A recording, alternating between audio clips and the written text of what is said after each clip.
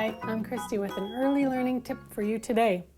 We can have fun and practice math skills by sorting and counting. We can make lines on just an extra piece of cardboard and separate little figures like these animals into different categories. You can also make shapes on your boards.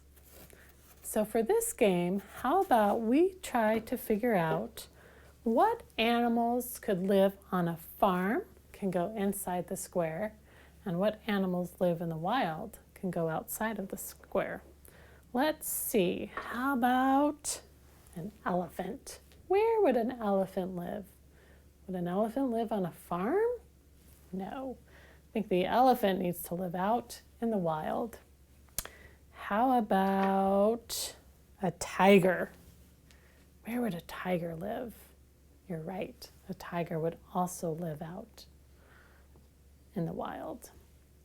What about a turkey?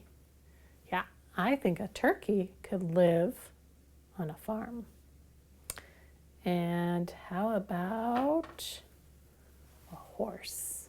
A horse could live on a farm, along with a goat and maybe a dog. I have two animals left. I have a lion and a giraffe. Do you think these animals could live on a farm? No, I think they are better off living out in the wild. Let's count our animals. How many animals live in the wild? 1, 2, 3, 4.